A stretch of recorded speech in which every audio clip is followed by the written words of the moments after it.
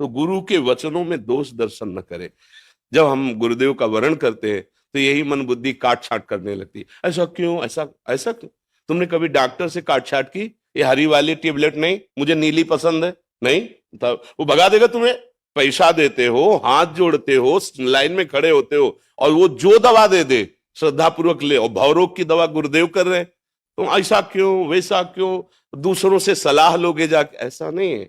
मन वचन कर्म से गुरु को भगवान मान करके यदि उनकी बात मान लो तो तुम्हें अनुभव हो जाएगा। देखो, जब हम पाषाण विग्रह में भगवान की भावना करते हैं और मुझे भगवान की प्राप्ति हो जाती है, तो चलते फिरते गुरु में वो तो भगवान है ही। हमारी भावना, भगवत प्राप्ति हमारी भावना से होती है। जब हम एक लकड़ी के बने हुए एक चित्र में, एक पाषाण मूर्ति में अपना भाव जोर से करते हैं तो भगवान वहीं मुस्कुराने लगते। खंबे से भगवान प्रकट हो गए, नरसिंह रूप प्रकट हुए ना। तो सदगुरुदेव तो साक्षात परब्रह्म है ही, वो तो चलते फिरते भगवान है। बस हमारी भावना की कमी है।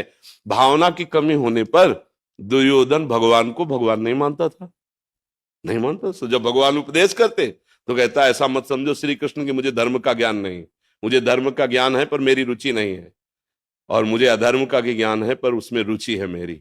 भगवान सलाह देते तो कहते पांडवों को दो जाके। भगवान ने कहा देखो एक बात मान लो, 5 गांव दे दो।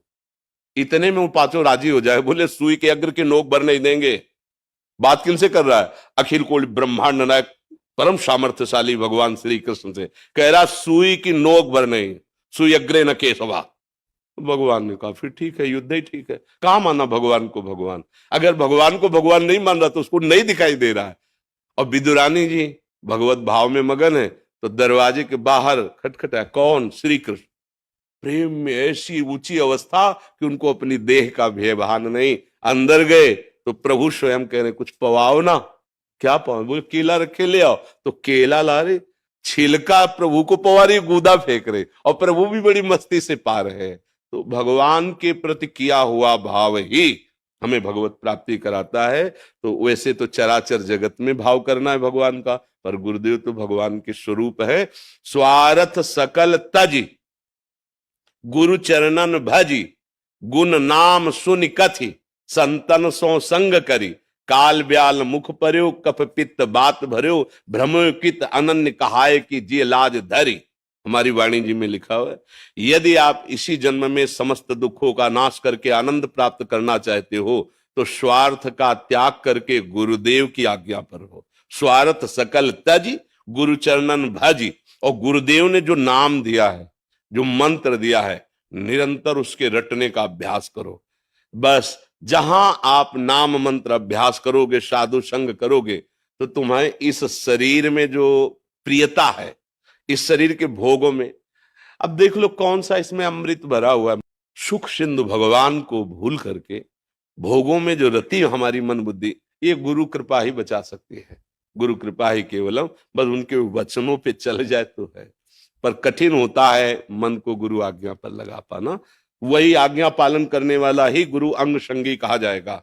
आज्ञा का पालन नहीं करता, बात नहीं बनेगी। उनके समीप रहते हुए भी ऐसे कितने उदाहरण हैं कि गुरु की बड़ी कृपा है, वो समीप सेवा में रखे, पर उनकी दृष्टि गुरु के वैभव पर है, गुरु के सम्मान पर है, गुरु की हृदय वस्तु पर नहीं है। जो आज्ञा करते हैं परमार्थ की, उसका पालन नहीं तो फिर शिष्य वो खाली ही रहेगा।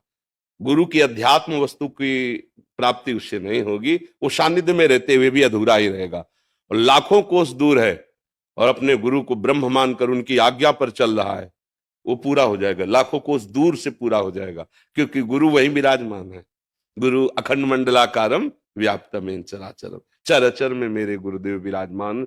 बस उनको हम अपना जीवन आज्ञा पर समर्पित कर दें, ये बहुत कठिन बात। और जिसने समर्पित कर दिया वो फतेह को प्राप्त हो गया, वो जय को प्राप्त हो गया, वो शुभ अशुभ विध्वंस करके महासुख में निमग्न हो गया। ये शुभ अशुभ जो बांधने वाले कर्म है, इनसे मुक्त हो गया।